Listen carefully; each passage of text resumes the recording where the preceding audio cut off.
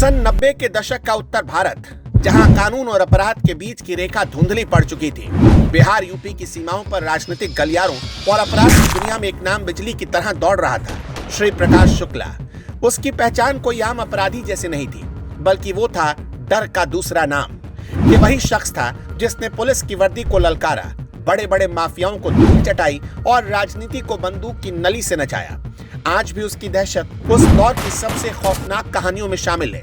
गोरखपुर के एक छोटे से गांव से निकलकर कब वो उत्तर प्रदेश के सबसे बड़े सुपारी किलर और गैंगवार का मास्टरमाइंड बन गया, ये खुद वक्त को भी समझ में नहीं आया।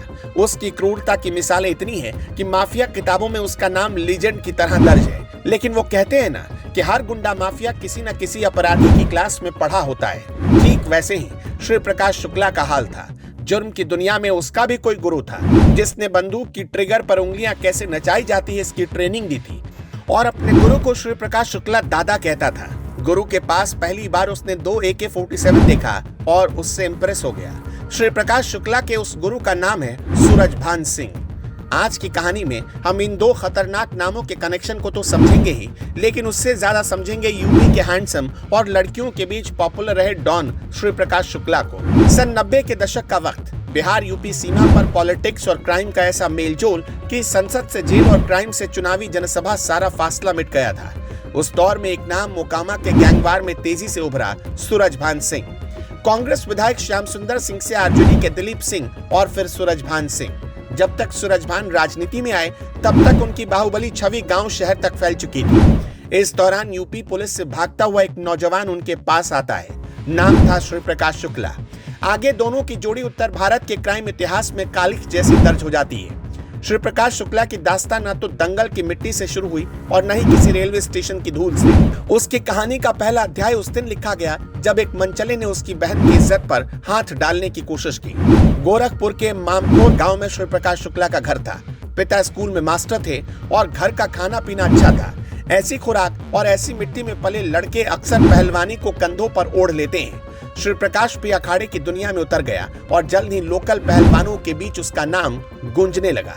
लेकिन पहली बार उसका नाम पुलिस की फाइलों में आया सिर्फ 20 साल की उम्र में। साल था 1993 और गुनाह की दहलीज पर उसका पहला कदम एक आहट की तरह पड़ा। एक लड़का था राकेश तिवारी, लुच्चा, लौंडा और मनचला। उसने श्री प्रकाश की बहन को देखकर सीटी बजा दी। बस वही पल उसकी जिंदगी का टर्निंग पॉइंट बन गया। श्री प्रकाश ने बिना सोचे समझे राकेश तिवारी को वहीं ढेर कर दिया और फिर पुलिस के हाथ से बचने के लिए रातों रात बैंकॉक भाग गया। वो जब वापस लौटा तो पहलवान अब सिर्फ पहलवान नहीं था, उसकी रगों में पहली बार खून का स्वाद घुल चुका था और उसे इस स्वाद में अब मजा आने लगा था।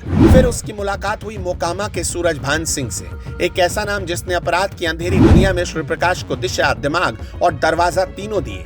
बस यहीं से शुरू हुआ उसका असली सफर। फिर तो अखाड़े की मिट्टी छोड़कर वो अपराध के जंगलों में उतर गया। धीरे धीरे उसने अपना ऐसा साम्राज्य खड़ा किया जिसकी शाखाएं यूपी, बिहार, दिल्ली, बंगाल से होती हुई नेपाल तक फैल गई। किडनैपिंग हो, फिरौती का खेल हो, ड्रग्स की तस्करी हो या लॉटरी का जाल हो, सुपारी से लेकर सफाई से हत्या, हर गैर कानूनी धंधे में उसका हाथ था और हाथ खून से रंगा रहता था।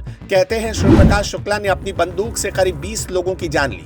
20 जाने और हर एक मौत उसे अपराध की दुनिया में थोड़ा और ऊपर ले जाती गई। हत्या के बाद फरार होकर वो पहले बैंकॉक गया, फिर भागकर बिहार के मोकामा यानी सूरजभान सिंह के पास पहुंचा और सूरजभान को गॉडफादर बना लिया।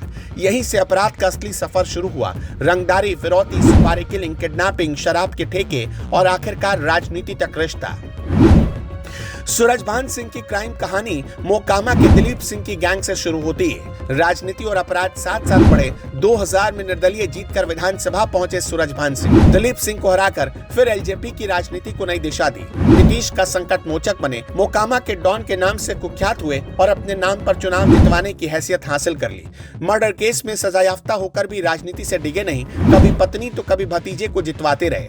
मोकामा के सूरजभान जब गॉडफादर बने तब यूपी, बिहार में अपराध की नई इबारत लिखी गई। श्री प्रकाश ने 20 से अधिक मर्डर किए, जिसमें बिहार के बाहुबली मंत्री ब्रिज बिहारी प्रसाद की सरेआम हत्या सबसे चर्चित है। उसने यूपी के मठाधीशों की भी नींद उड़ा दी। सूरजभान सिंह को श्री प्रकाश शुक्ला दादा कहता था और सूरजभान ने ही श्री प्रकाश शुक्ला को अशोक सिंह नाम दिया था। बताया जाता है कि उस वक्त सूरजभान सिंह के पास 2 AK-47 थे, जिसे श्री प्रकाश शुक्ला ने देख लिया था। तब उसने सूरजभान सिंह से एक AK-47 मांगी। इस दौरान सूरजभान सिंह ने शर्त रख दी कि वीरेंद्र शाही को मार दो तो एक नहीं बल्कि दो AK-47 ले लेना।